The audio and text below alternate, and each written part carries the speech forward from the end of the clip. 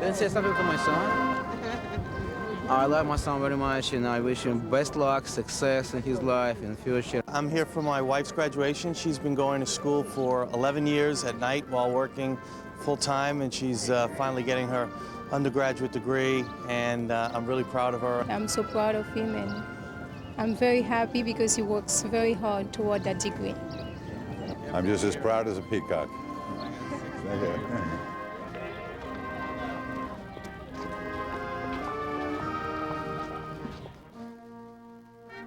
I graduated 37. in 1937. She graduated in 36. Yeah. She was a little smarter than I was. She was so smart that she caught a hold of me. And now our son graduated, and now today our grandson is graduating. So that's the fourth generation. Third.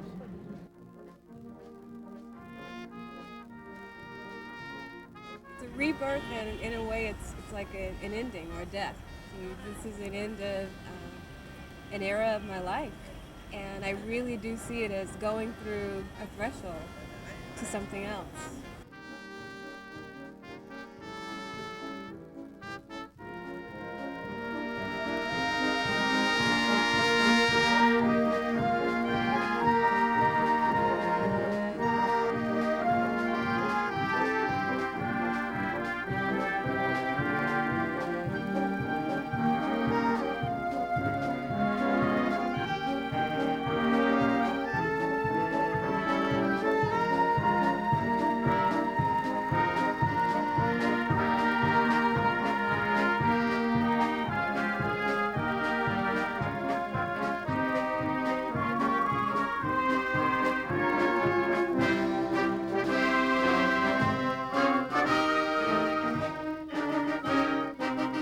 The French, commencement means a beginning, and that's what this is. It's really just the start of a long, prosperous, successful, enjoyable life for me, and I'm glad I had the chance to do it at NYU.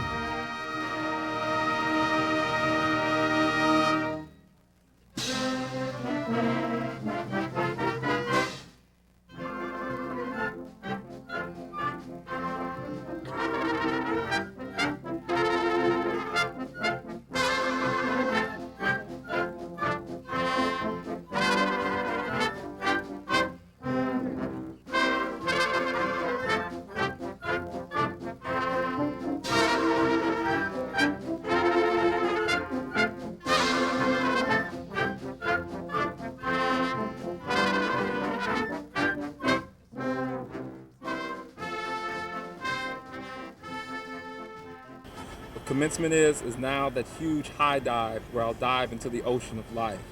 And hopefully I've learned to swim and swim well.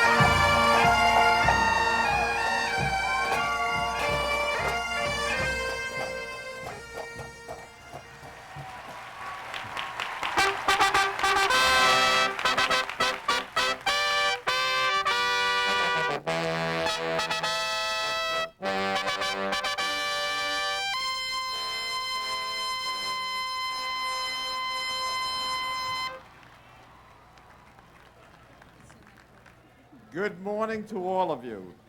On behalf of the members of the Board of Trustees of New York University, I am pleased to welcome you to this year's commencement and to offer congratulations to all the graduates of 1994.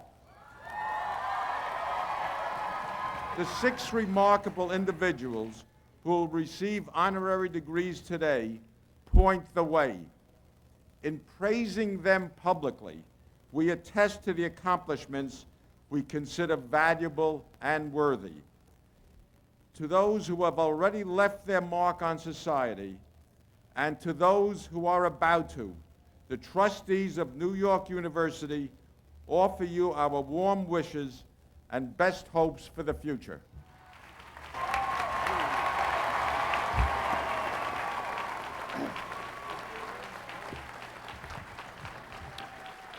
We're delighted to welcome you to these commencement exercises, the 162nd.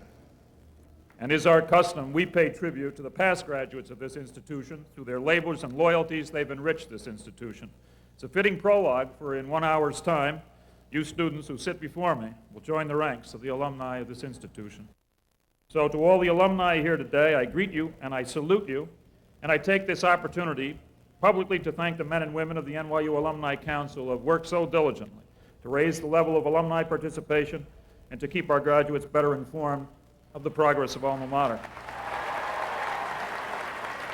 And now we also continue our tradition of saluting the representative of the earliest class attending this commencement. It gives me enormous pleasure to recognize someone, I'm told, celebrating 100th birthday from the School of Medicine, class of 1915, Dr. Ira E. Cyrus. Thank you very much.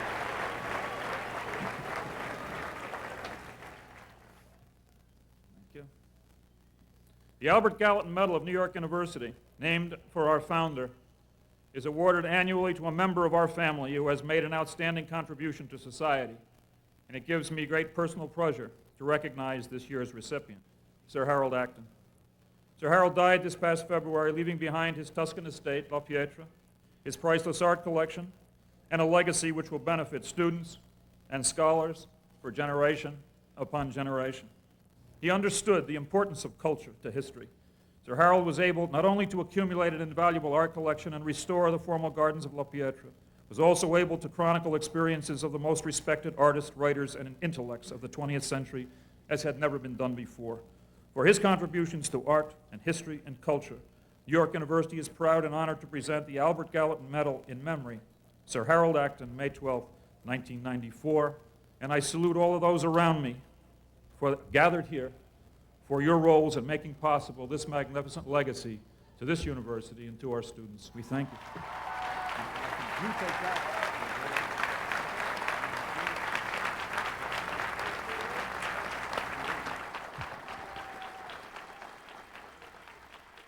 Members of the NYU family, distinguished guests, my fellow graduates. NYU has expanded our minds, paved the way for prosperous careers, and emptied our pockets.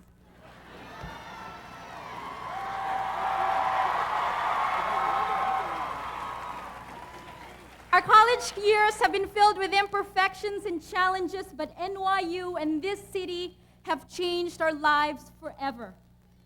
Today, we will come away with our degrees, but more importantly, we will take along with us rich and diverse experiences that we will build on for the rest of our lives.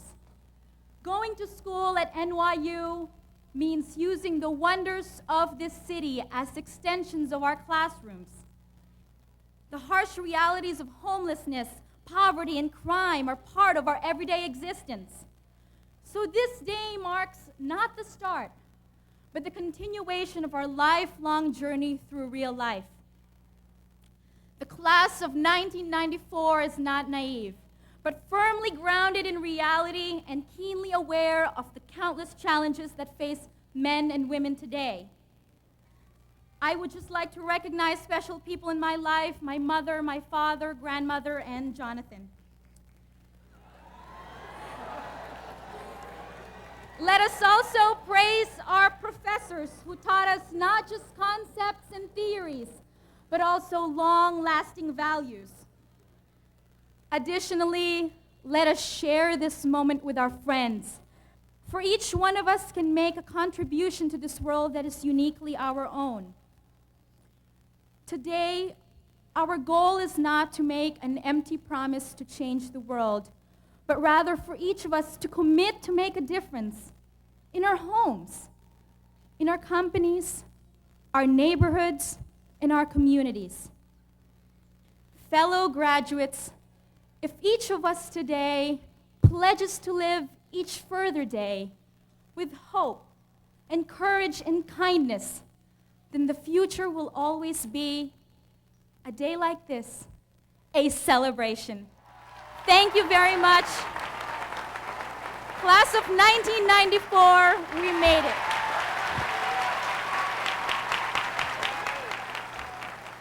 James E. Burke, corporate leader, statesman, crusader for the public good.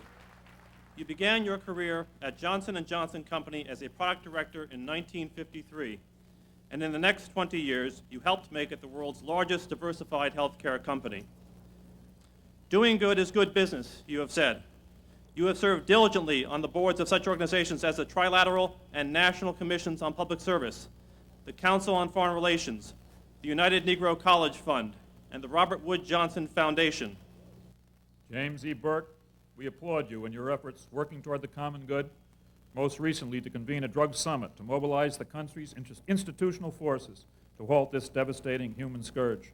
For your contributions to industry, government, and the commonweal, I am pleased to confer upon you the degree of Doctor of Commercial Science, honoris causa.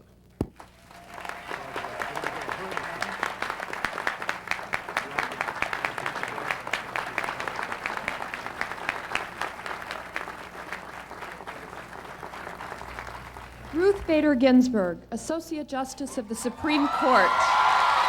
Woo.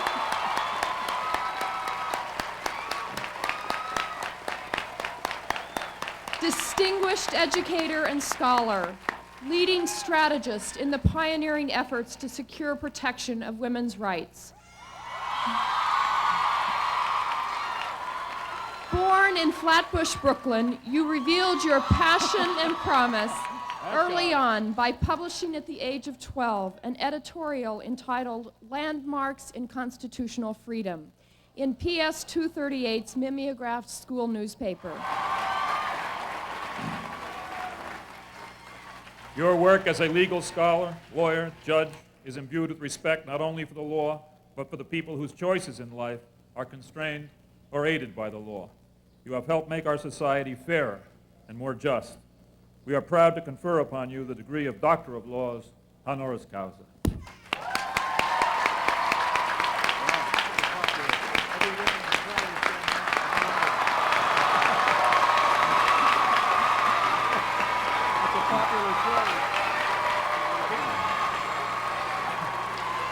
Whoa. James Earl Jones.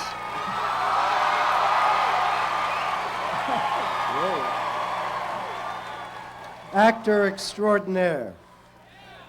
Your mellifluous voice has resounded on the world stage and screen for nearly 40 years in nearly every major role. From Othello to Hamlet to King Lear to Darth Vader.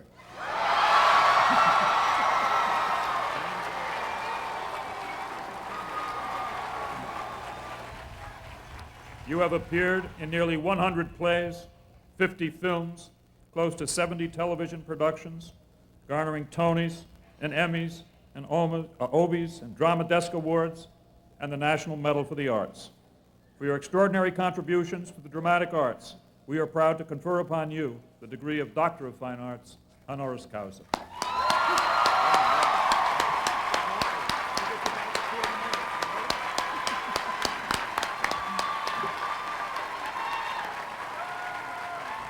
Daniel Nathan, scientist, educator, university professor of molecular biology and genetics at the Johns Hopkins University School of Medicine, and senior investigator at the Howard Hughes Medical Institute. Your work in microbiology and genetics has opened new frontiers of knowledge. In 1971, you demonstrated that the recently identified restriction enzyme could split the DNA of a tumor virus into 11 specific fragments, small enough to be separated for individual study, but large enough to retain bits of the original genetic information.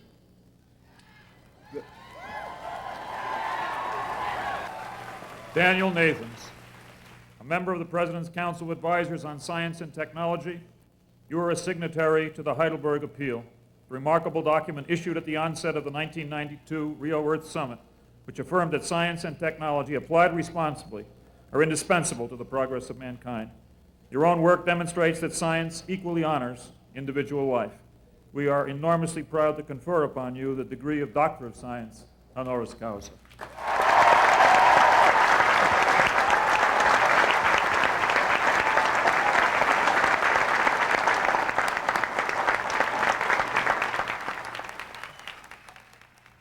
Jose Sarucan, educator, botanist, ecologist. You are one of Mexico's most distinguished scholars and one of the world's leading authorities on the ecology of biodiversity.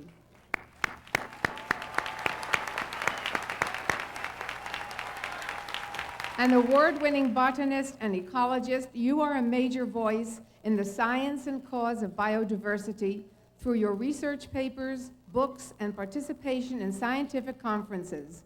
For nearly 2 decades, you also have provided scientific, educational, and administrative leadership for your alma mater, the National Autonomous University of Mexico.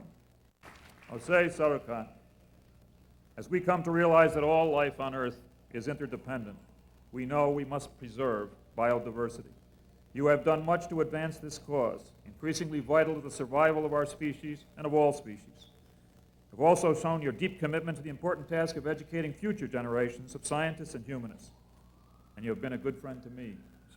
And so, by virtue of the authority vested in me, I am honored to confer upon you the degree of Doctor of Humane Letters honoris causa.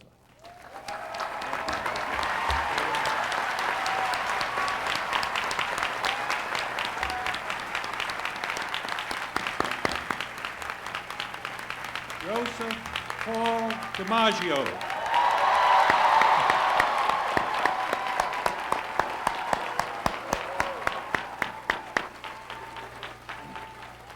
Athlete, humanitarian, exemplar of the American spirit. You played center field for the New York Yankees from 1936 to 1951 with 3 years out for war service. Your lifetime batting average of .325 with 361 home runs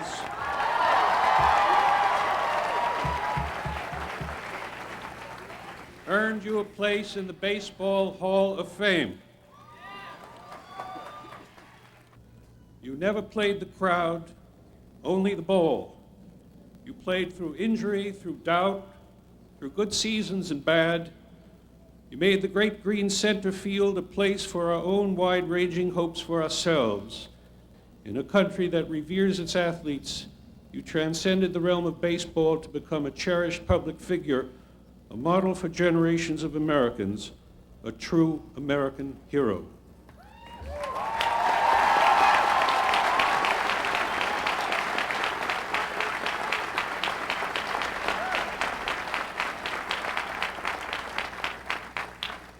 Joseph Paul DiMaggio.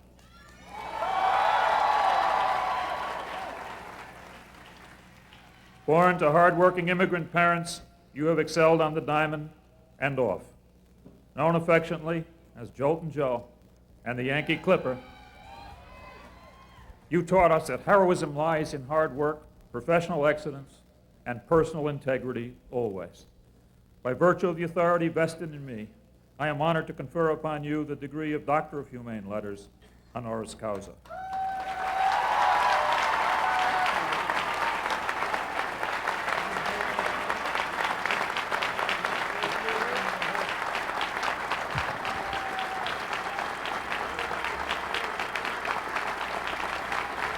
Mr. DiMaggio wants to say a few words to you.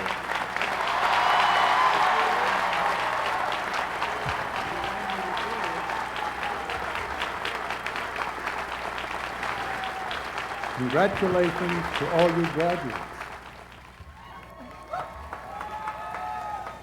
I just want to do a change of pace, and I would like to tell you a little baseball story. It had to do with one of the zaniest pitchers in baseball named Lefty Goofy Gomez.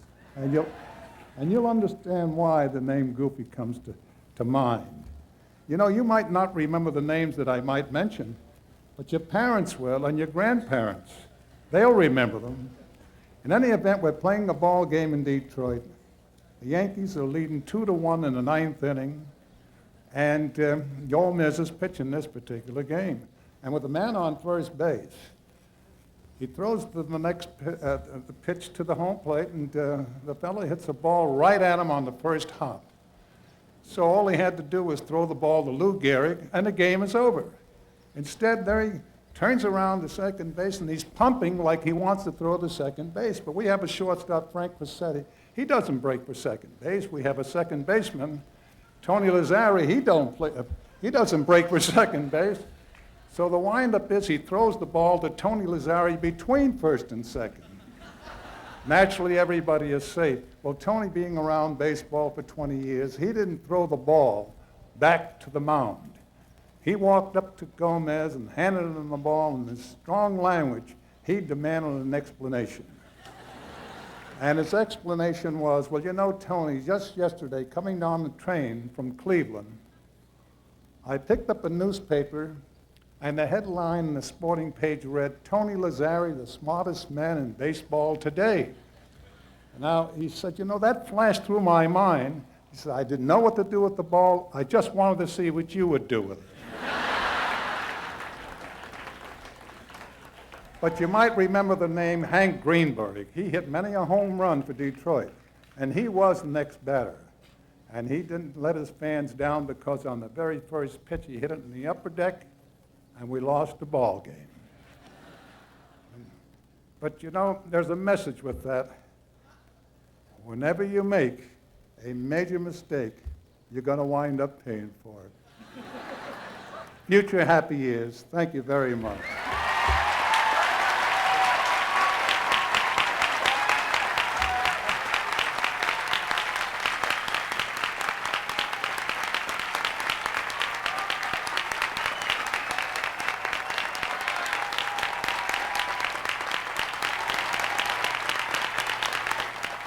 Now my pleasure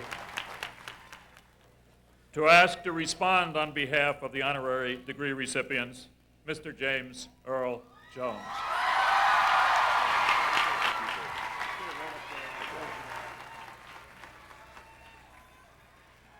And thank you, Mr. DiMaggio, for bringing out the sun.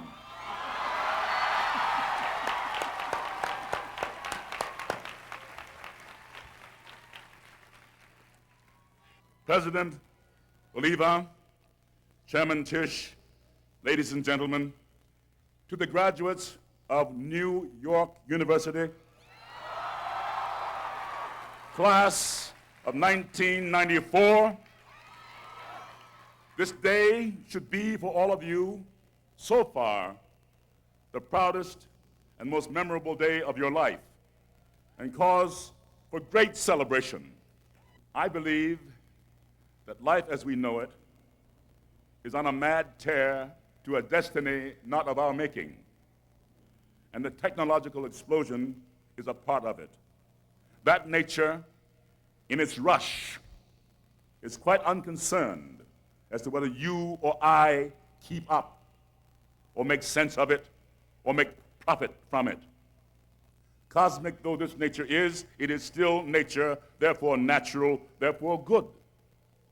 And even as you tremble at it, you must try to trust it and enjoy it. Enjoy the challenge of it and enjoy the fruits of it.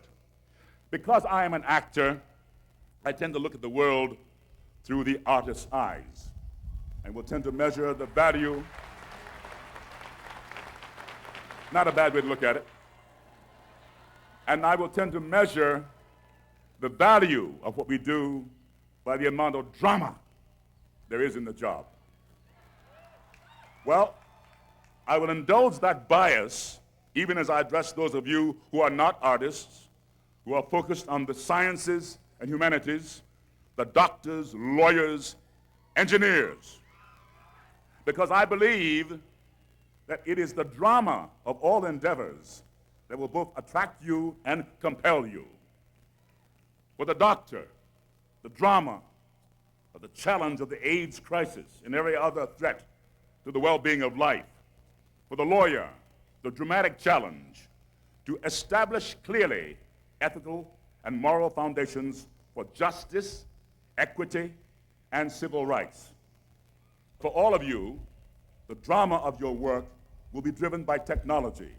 You are facing new worlds of technology so vast that if they don't throw you into a catatonic fit, they will challenge the imagination just to keep up and threaten to overwhelm our ability to absorb it. It has been predicted that the social repercussions of this technology promises to be somewhere between the eruption of a volcano and the discovery of fire.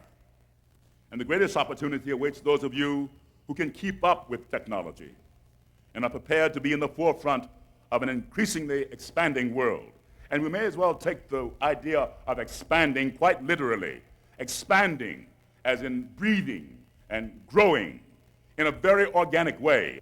The question comes alive this time of year with all the hype and genuine vision about the so-called information highway. Where are the real jobs, and have I prepared myself for them? The answer probably is they don't exist. They're waiting for you to create them. Just like the first man in space, you must be among the first to develop and manifest something totally new.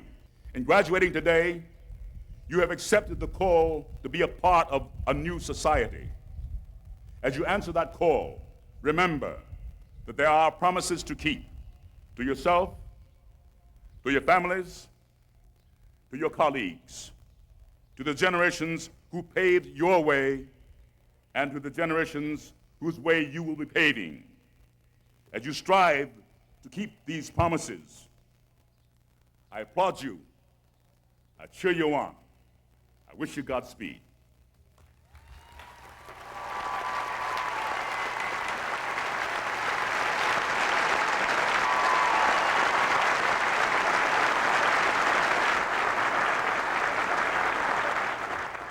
Mr. Jones said we need drama. How about the way the day began and where we are now? Spectacular. Some of you are my neighbors in Hayden Hall, where Mary Ellen and I live. And some of you know that I'm an historian, and some of you know I try to teach, and some of you have even been my students. God bless you. It will not surprise you then that in thinking about commencements, I decided to search through a little NYU history, and I found some striking contrasts. There are, for example, 5,000 people graduating in Washington Square Park today. At our first graduation in 1833, there were 3. In searching our history, however, I was really looking at the commencement speeches, those words of wisdom that had been laid on 161 graduating classes that preceded you. Frankly, the basic assumptions I drew from those 161 years of commencement speeches did not uniformly impress me. Those assumptions were, 1, that the world is a difficult place. 2, that our graduates are leaving a sheltered and protected college experience to go out into a difficult world. And 3, that commencement, therefore, signals the beginning of real life. The first assumption certainly holds true. The world is a challenging place. But the other 2 assumptions, that you are leaving a nicely protected environment finally to enter the real world, simply doesn't fit the students that I know. There are friends here today to whom I must say goodbye, and those assumptions are useless to describe them. Let me try another assumption. You are unique among the students earning degrees across this country, and the old cliches of old speeches are simply not for you. You come from everywhere. Peoria to St. Petersburg, New Orleans to Beijing, San Juan to New Delhi, from the Bronx to LA. And you speak every language under God's sun, even while so many of you brilliantly embrace yet another language. You are extraordinary students who have performed at the highest levels of anybody's expectation. You have in so many cases survived racism, anti-Semitism, religious, ethnic, and every conceivable form of discrimination and rebuke in this country and around the world. Presidents of universities at commencements around this country are hoping that their graduates will do well. I am the luckiest and the happiest and the proudest of those presidents because I don't have to hope. I don't have to hope that you will learn to respect one another in all your splendid diversity and give a lesson to this country that it badly needs. You already have. And I don't have to hope you will remember to love your friends and cherish your families. You already do. And I don't have to hope that you will be remarkable men and women. You already are.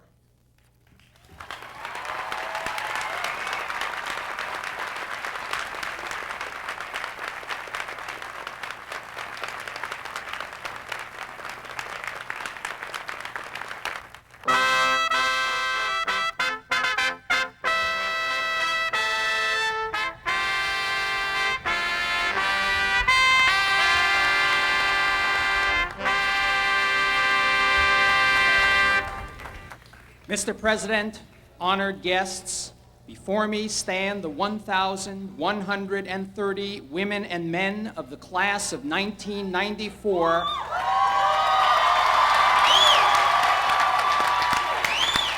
of the Washington Square and University College of Arts and Science, the first school of New York University.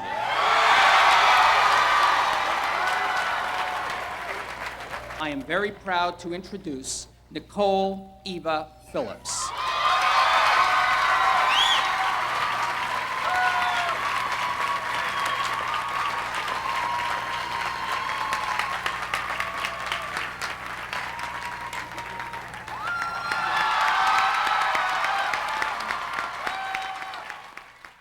Mr. President, it is my great honor to present to you a magnificent group of men and women from virtually every state and 48 foreign countries who will be graduating from the School of Law.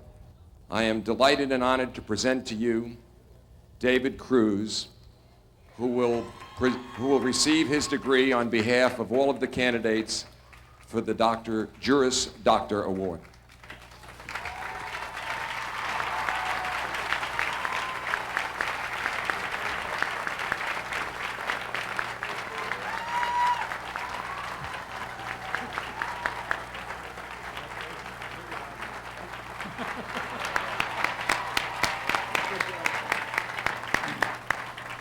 Mr. President, it is also my honor to present to you Jean Nelson, who will receive her degree on behalf of all of the candidates for the master's and doctorate degrees.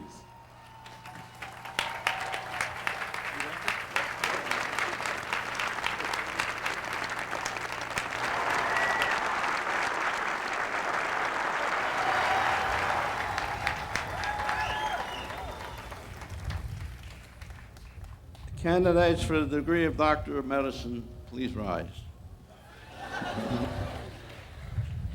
I shall now administer to you the Hippocratic Oath. You do solemnly swear by that which you hold most sacred, that you will be loyal to the profession of medicine and just and generous to its members, that you will lead your life and practice your art in uprightness and honor, that into whatsoever house you shall enter, it shall be for the good of the sick to the utmost of your power, you holding yourself aloof from wrong, from corruption, from the tempting of others to vice, that you will exercise your art solely for the cure of your patients and will give no drug, perform no operation for a criminal purpose, even if solicited, far less suggested. That whatsoever you shall see or hear of the lives of men and women, which is not fitting to be spoken, you will keep inviolably secret. These things you do promise. Let each one bow his and her head in sign of acquiescence. And now, if you will be true to this your oath, may happiness and good repute be ever yours. The opposite, if you shall prove yourselves forsworn. Congratulations.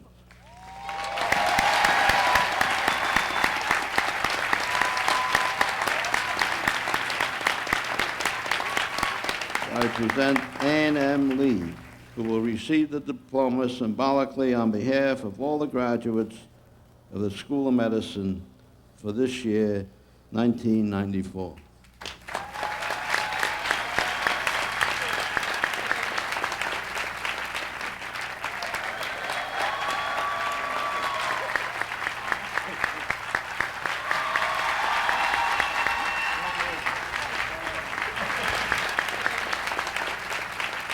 Mr. President, isn't it a lovely day? It's indeed a privilege to present to you 39 candidates for the degree of Associate in Applied Science. I would like to introduce Lori Ann Kelly, who is proud to receive her diploma on behalf of the Dental Hygiene Program class.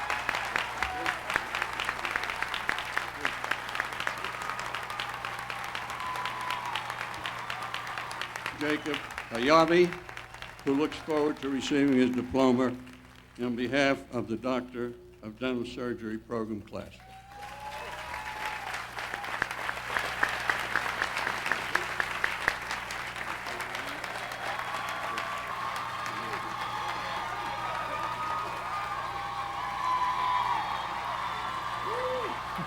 It is my great pleasure today to present to you the remarkable and outstanding candidates for the degrees of Master of Arts, Master of Science, Master of Philosophy, Doctor of Philosophy, and the several certificate programs granted by the Graduate School of Arts and Science. It is my honor to present Verinha Santos Rivero from the Department of Spanish and Portuguese Language and Literature, who will receive her master's degree symbolically on behalf of all the master's degree and certificate candidates.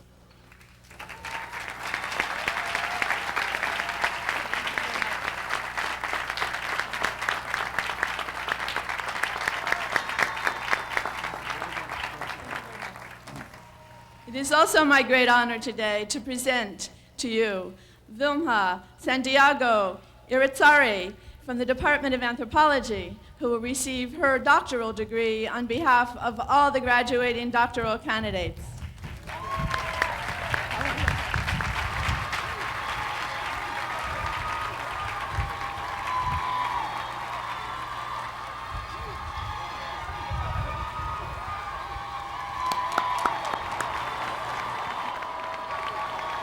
Mr. President, as you can see, the rain has not dampened our spirits today.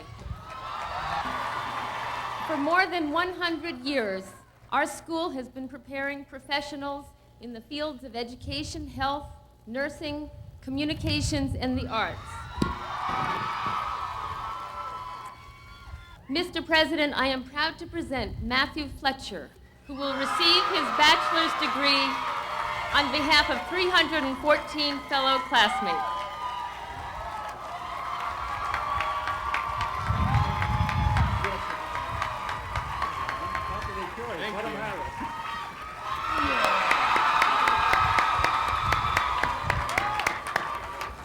Mr. President, I am now proud to present Indira Perez, who will receive her master's degree on behalf of 758 fellow classmates.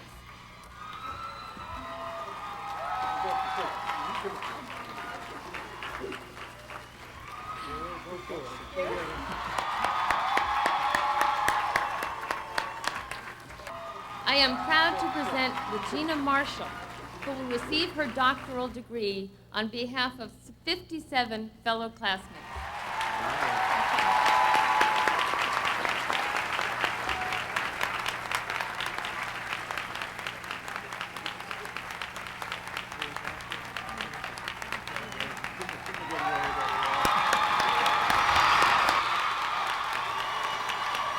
Mr. President,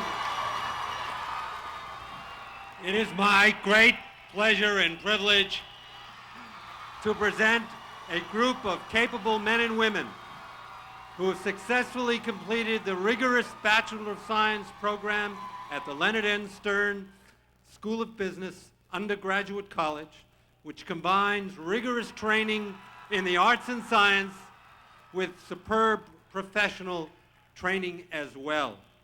It's my privilege to present the class valedictorian Chiunga Kalchoi, who has earned a perfect 4.0 average to accept the degree on behalf of his fellow graduates.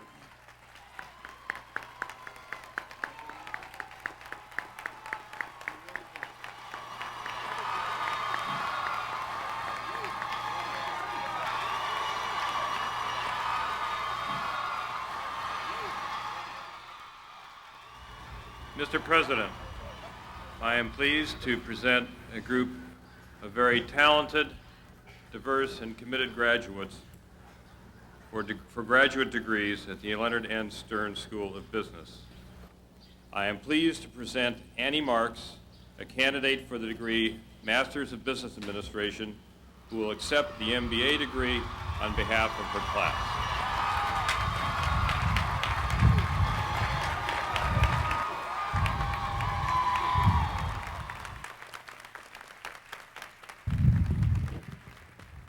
Mr. President, I am also pleased to present Apurva Koticha, who will accept the degree Doctor of Philosophy on behalf of his 19 classmates who have earned their doctorates during the academic year just concluded.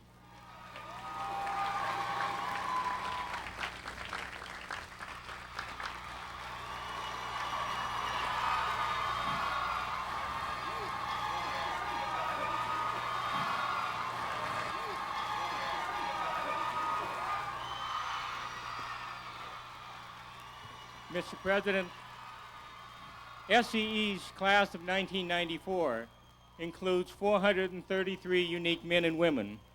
They are as diverse in background as they are in age. What unites them are their accomplishments. I present these students to you with pride and affection.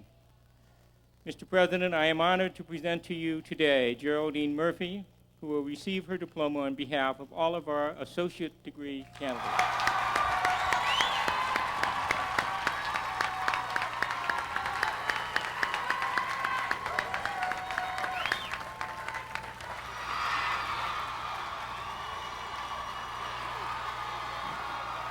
My honor to present to you David Bryan, who will receive his diploma on behalf of all of our bachelor's degree candidates.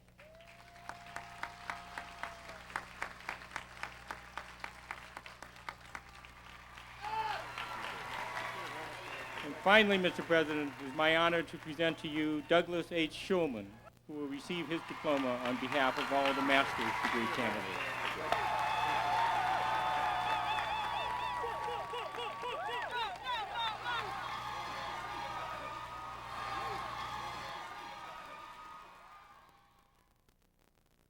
Mr. President, it is my pleasure and honor to present to you today 226 candidates from the Robert F. Wagner Graduate School of Public Service for the degrees of Masters of Public Administration, Masters of Urban Planning, and Masters of Science, and 6 candidates for the PhD. Representing the Master's candidates today is Jean Rosen.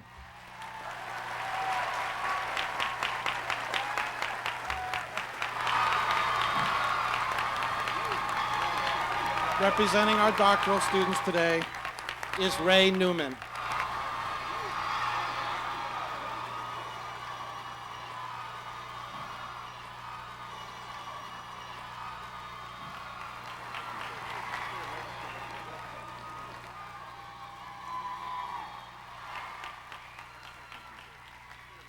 Mr. President, 396 candidates from the School of Social Work will receive their degrees today. Mr. President, I have the honor to present Kelly D. Kessler, who will receive her diploma on behalf of the 15 candidates for the Bachelor of Science degree.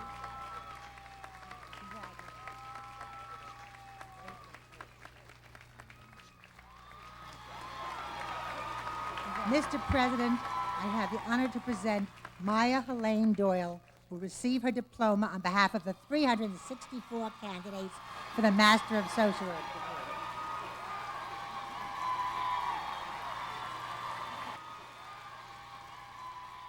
degree. Mr. President, I have the honor to present Rosie Rodriguez, who will receive her diploma on behalf of the 17 candidates for the Doctor of Social Work degree from the School of Social Work.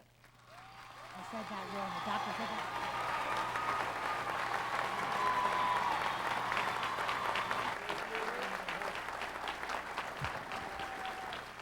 Mr. President, it's my honor to present to you an extraordinary group of artists, the Tisch School of the Arts class of 1994. I am pleased to present to you Van Sanford of the Department of Design, who will receive the Bachelor of Fine Arts degree on behalf of all the Tisch undergraduates.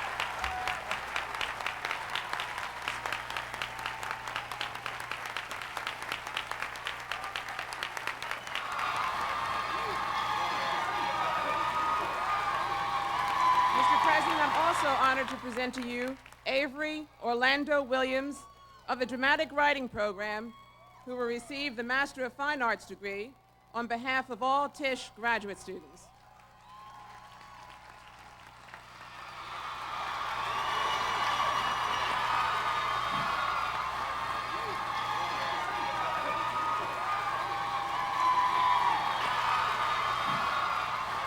Mr. President, before us stand the successful candidates for the Bachelor of Arts and the Master of Arts degrees in the Gallatin Division.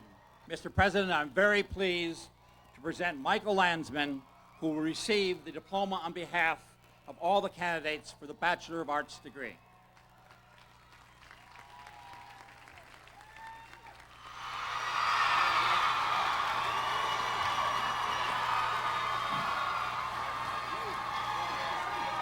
Mr. President, I am equally pleased to present Barry Spanier, Master of Arts degrees in the Gallatin Division.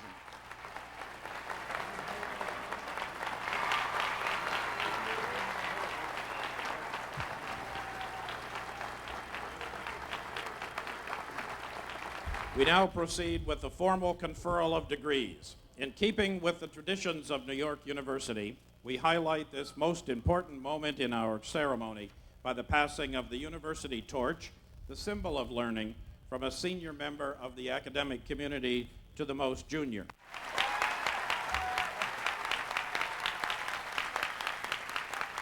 May I ask all of the candidates for degrees and certificates to now rise for the conferring of their degrees in course by President Oliva. Members of the class of 1994, through your successful efforts as certified by the recommendations of your deans, you have met the requirements of your respective schools and thus deserve to receive the hallmark of New York University. By virtue of the authority vested in me by the trustees of New York University, I admit you to the degrees and certificates for which you have been recommended. Congratulations.